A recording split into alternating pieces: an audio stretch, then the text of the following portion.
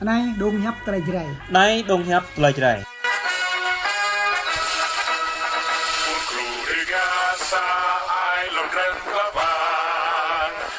Chào mừng quý vị và các bạn đã quay trở lại với bản tin mới nhất của chúng tôi ngày hôm nay. Kính thưa quý vị và các bạn thân mến, sáng sớm và tôi đã lướt Facebook và tôi đã thấy những sự nói dối của chính quyền Đảng Cộng sản Việt Nam. Ngoài đó, người dân của chính quyền Đảng Cộng sản Việt Nam hay còn gọi là người Kinh đã khinh bỉ dân tộc của chúng tôi rất là nhiều. Ở đây tôi muốn chia sẻ cho quý vị và các bạn thấy một loại dân tộc Kinh đang sinh sống ở vùng Tây Nguyên của chúng tôi, sau đó phản bội đất nước của chúng tôi, cũng như là chia rẽ khối đoàn kết dân tộc trên đất nước của Việt Nam hiện nay. Theo tôi đã cập nhật sáng ngày hôm nay, nhiều thông tin mạng đã tung lên với trang Facebook Sương Thu. Cô này đã viết lên và chat với người sắc tộc của chúng tôi ở vùng Tây Nguyên như thế này: loại dân tộc chúng mày sắp bị nhà nước tiệt chủng rồi, loại ED chúng mày sống ăn bám nhà nước báo đầy người ta, địt mẹ đi khủng bố nhà nước bòn mất dạy, tao nguyên rủa loại ED chúng mày muôn đời nghèo khổ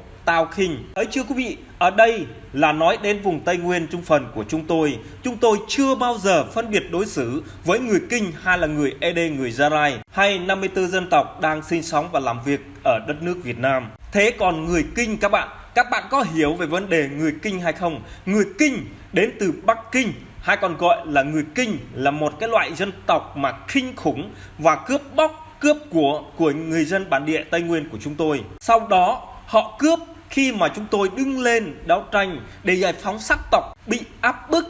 Chính tay của họ đã giết và ngược đãi đàn áp, mà họ cáo buộc chúng tôi là phản động khủng bố. Ngoài điều đó, họ còn cho chúng tôi là nói chúng tôi là kẻ phản động, hay còn gọi là chia rẽ khối đoàn kết dân tộc 54 dân tộc trong đất nước của Việt Nam. Ở đây tôi muốn hỏi các bạn, tôi muốn hỏi dân Khmer Krom, dân Cộng Hòa và dân Hờ Mông với dân Tây Nguyên của chúng ta, ai đã là người phản động và ai đã là người khủng bố, và ai đã là người phân biệt kỳ thị chủng tộc. Cuối cùng nữa, ai đã là kẻ cướp đất giết dân làng một cách tùy tiện và không có lý do. Sao tôi lại phải nói cái điều này?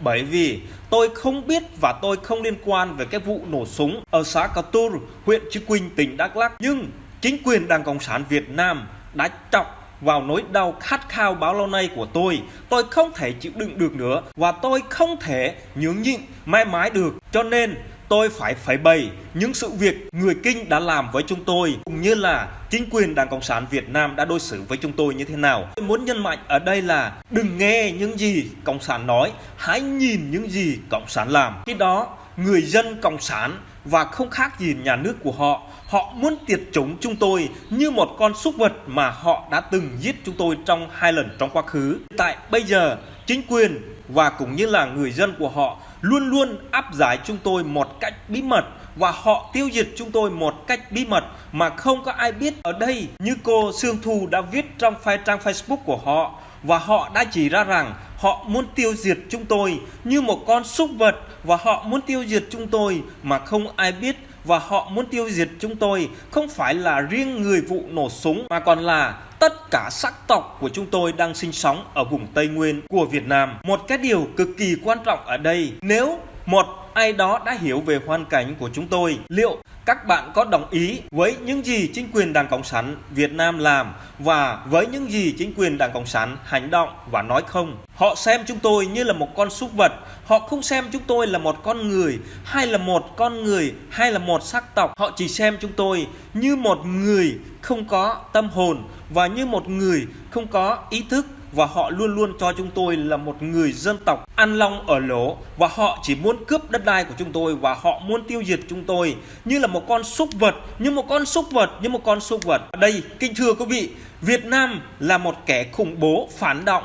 Họ đến từ Hà Nội, họ xuống vùng Tây Nguyên của chúng tôi. Trước tiên là họ gọi chúng tôi là anh em, và sau đó là bố mẹ, rồi lấy hết đất đai, cái nhà cửa của chúng tôi mà chúng tôi có cho chính họ. Khi chúng tôi đòi hỏi lại, họ đánh đập chúng tôi, họ tra tấn chúng tôi, họ ngược đãi chúng tôi. Sau đó họ kiện chúng tôi đến nhà nước của họ, họ cáo buộc chúng tôi là kẻ phản động, kẻ khủng bố, kẻ gây chia rẽ khối đoàn kết, kẻ gây chia rẽ gia đình, đoàn kết dân tộc, trong đất nước vùng Tây Nguyên của chúng tôi hiện nay. Nếu mà ai không hiểu về điều này, chắc chắn có lẽ cho Việt Nam, chính quyền Đảng Cộng sản Việt Nam là đúng. Nhưng nếu mà ai hiểu về cái vấn đề của chúng tôi, có lẽ Việt Nam là một kẻ độc ác và giết người vô tội. Mọi người, dân Bắc Kỳ là ai? Dân Bắc Kỳ ăn củ mì không bọc vỏ, ăn gạc ló không nhổ lòng. Bắc Kỳ là dân người Kinh từ Hà Nội, khinh thường người sắc tộc Tây Nguyên, chia rẽ khối đoàn kết dân tộc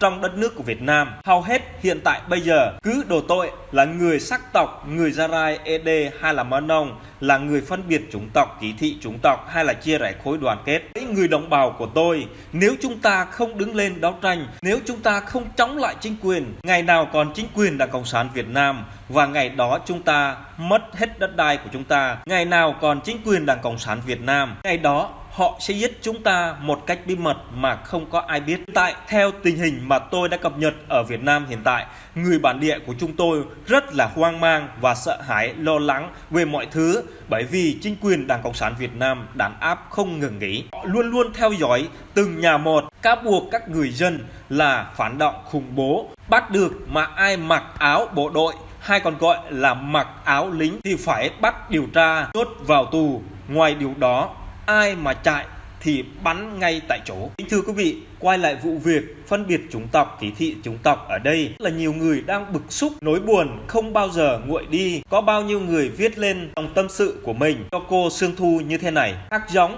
nhưng chung một dàn, phải yêu thương đùm bọc lẫn nhau nhé. Không phải mình giàu mà phân biệt chủng tộc như em đâu nhé. Em buồn những lời lẽ cay đắng như vậy. Họ bị tổn thương lắm không hả?